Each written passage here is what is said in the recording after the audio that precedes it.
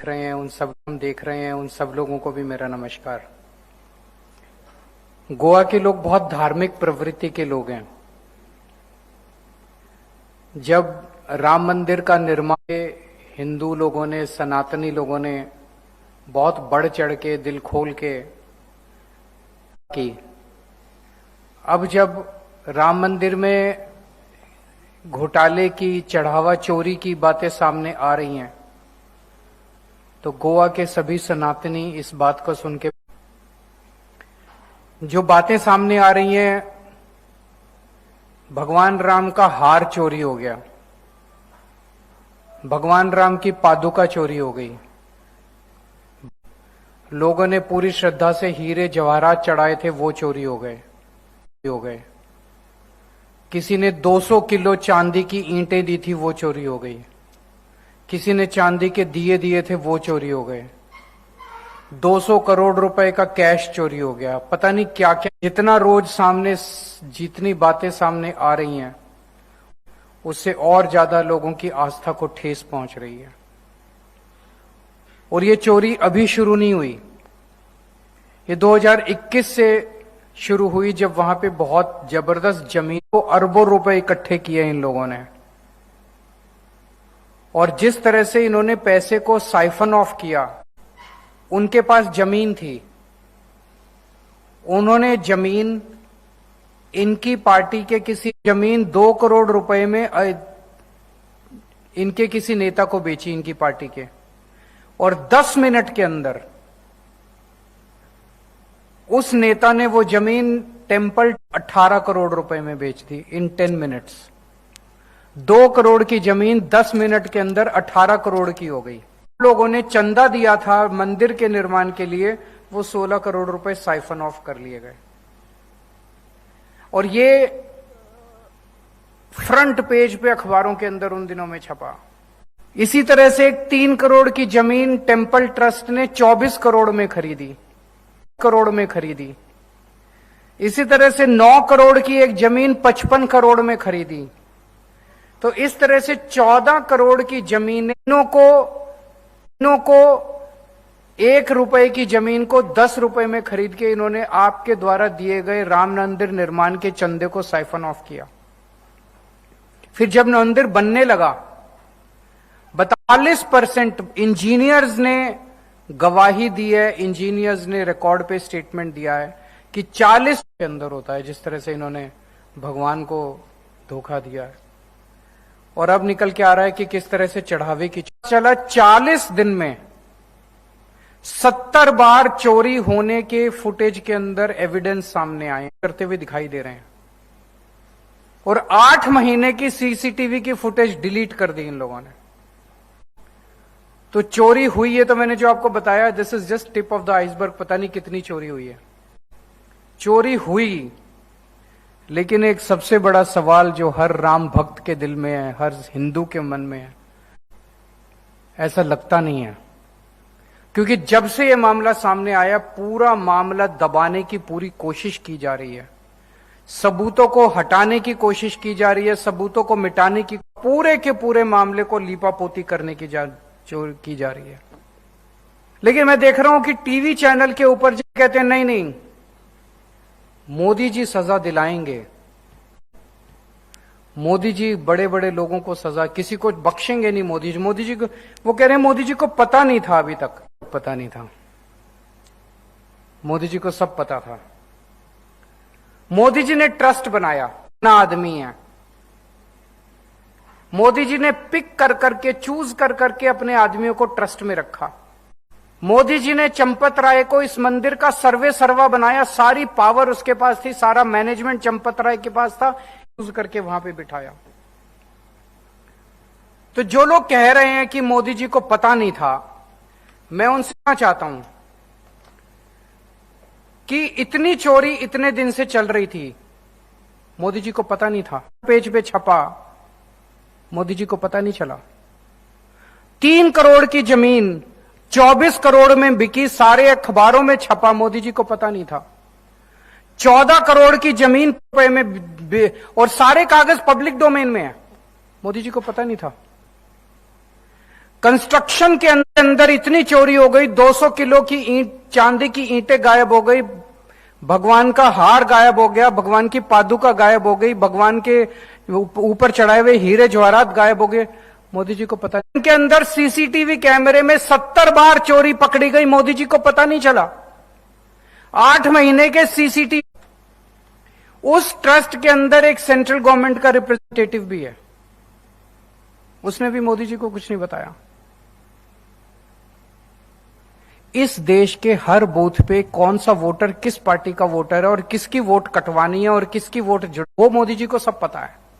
SIR के अंदर किसकी वोट कटवानी है, किसकी वोट जुड़वानी है, वो मोदी जी को सब पता है। लेकिन था, हमें सूत्रों से पता चला है कि आईबी ने 12 रिपोर्ट दी थी मोदी जी को चंदा चोरी के बारे में। आप केवल और केवल अपने लोगों को बचा रहे थे। हम ये नहीं कह रहे।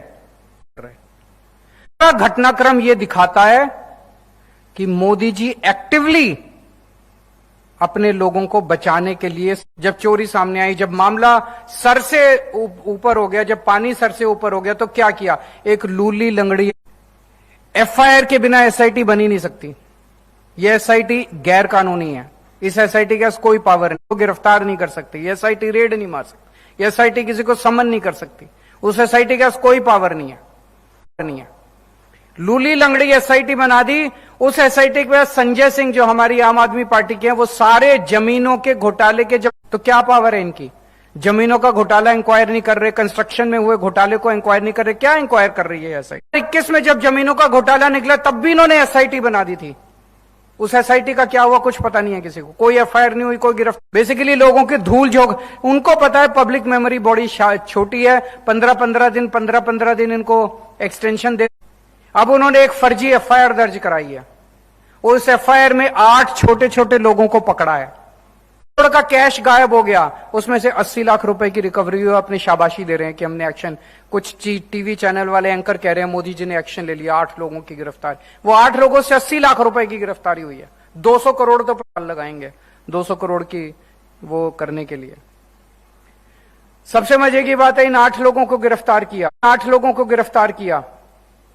जब भी किसी की गिरफ्तारी होती है तो पुलिस कस्टडी लेती है उसकी, उससे पूछताछ करती है। हाँ भाई, कहां से चोरी की, कितना पैसा चोरी किया, कहां रखा है तुम्हारे, और इनको सबको बोल रखा है चिंता मत करो, 2-4 दिन में बेल करा देंगे तुम्हारी। तो जो 8 छोटे छोटे लोग हैं वो भी फर्जी है, वो भी 2-4 दिन में उनकी बेल करा देंगे ये लोग। और 2 लोगों ने इस्तीफा दिया। चंपत राय ने बता रहे हैं इस्तीफा दिया है। आज भी चंपत राय चला रहा है, आज भी पूरा मंदिर उसी के। तो इस्तीफे भी फर्जी हैं, गिरफ्तारी भी फर्जी है, एफआईआर भी फर्जी है। ऐसा तो मोदी जी पूरा लगे हुए। ब्रजभूषण सिंह बीजेपी के, अभी ब्रजभूषण सिंह का स्टेटमेंट आया है कि मैं कुछ बोलूंगा कि इतने बड़े बड़े लोग, और पकड़े कौन गए? 8 छोटे छोटे लोग। अभी बाबा बागेश्वर धाम का स्टेटमेंट आया है। उन्होंने कहा अगर पर्ची निकाल के मैंने असली नाम उजागर कर दिए तो मेरे बड़े बड़े लोग अगर इसमें शामिल हैं तो उनका नाम क्यों नहीं, उनको पकड़ा क्यों नहीं जा रहा, उनके खिलाफ एफआईआर क्यों नहीं हो रही, वो गिरफ्तार क्यों नहीं हो रहे, उनके खिलाफ एक्शन क्यों नहीं हो रहा, उनके खिलाफ सीबीआई ईडी क्यों नहीं हो रही? तो आज पूरा देश जानना चाहता है प्रधानमंत्री जी वो कौन बड़े लोग हैं बचा रहे हैं और उनको आप क्यों बचा रहे हैं, ये पूरा देश जानना चाहता है। राम को भगवान ही नहीं मानते। अगर ये राम को भगवान मानते तो ये चोरी नहीं करते, चढ़ावे की चोरी। हमारा भविष्य खराब हो जाएगा, इनको डर लगता ना, इन्हें कोई डर नहीं है। ये तो राम को पत्थर की मुंह जम के, इनको भगवान राम की जरूरत, राम के नाम की जरूरत केवल और केवल वोट के लिए और पैसे के लिए इनको जरूरत है। आपको जान के ताज्जुब होगा, अमित शाह जी आज तक राम मंदिर में भगवान राम के दर्शन करने नहीं गए। 2.5 साल हो गए अभी तक अमित शाह एक बार भी दर्शन करने नहीं गए भगवान राम का, जबकि पिछले 2.5 साल में वो 42 बार भगवान राम का और राम मंदिर का जिक्र कर चुके अपने भाषणों के अंदर और अपने इंटरव्यूज के अंदर। तो वोट तो मांग रहे हैं राम के नाम पे, लेकिन राम का दर्शन करने का टाइम नहीं है। तो आज पूरे देश में करोड़ों करोड़ों लोगों के भावना आहत हुई है और ये कुछ नहीं करने वाले। आपको आवाज उठानी पड़ेगी, हर सनातनी को, हर हिंदू को आवाज उठानी पड़ेगी और मैं तो भगवान राम से प्रार्थना कर सकता हूं कि इन पापियों को छोड़ना मत, कठोर से कठोर सजा दे रहा इनको। अगर आपके कोई तो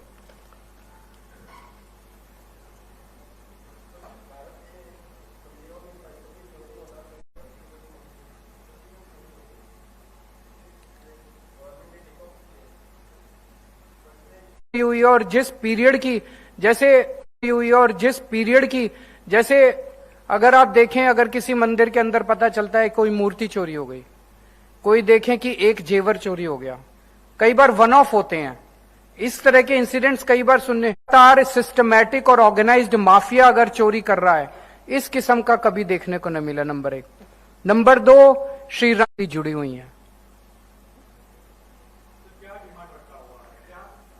बड़े लोगों को पकड़ा जाए, उनको जेल डाला जाए। आदमी आज एक ही बात कह रहा है कि बड़े लोगों को, बड़े मगरमच्छों को बचाया जा रहा है। कौन बचा रहा है?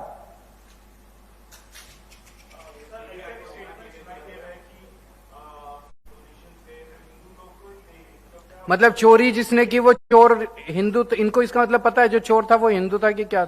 और चोरी करना ठीक है, मतलब जिस आदमी ने कहा कृष्ण व्यक्ति, इससे ज्यादा घटिया आदमी नहीं हो सकता। मतलब गुस्सा आता है इन लोगों की बातों के सुन के। भगवान राम के घर से चोरी हो गई और ये कह रहे हैं चोरी हो गई तो क्या हो गया, हिंदू ने चोरी की, तो कह रहा हूं ये नहीं है। ऐसी घटिया बात करने के पहले उनको सोचना चाहिए कि अगले जन्म में इनका क्या हाल होगा, इसी जन्म में इनका क्या हाल होगा, भगवान क्या हाल करेंगे इन लोगों का। इनको भगवान की परवाह ही नहीं है, इनको राम की परवाह। ये अपने आप को भगवान से भी बड़ा समझने लग गए हैं। Thank you. बार एसोसिएशन एक ये तरीका है पूरे समाज को, चंदा चोरों को और उनके पूरे देश को चंदा चोरों को बॉयकॉट करना चाहिए। चंदा चोर के सहयोगियों को, सपोर्टर्स को, सबको बॉयकॉट करना चाहते हैं। देखिए कल वाल्मीकि जी ने इसके ऊपर प्रेस कॉन्फ्रेंस करके सारा क्लैरिफाई कर दिया है। Now all these questions will be taken by Valmiki. जो वाल्मीकि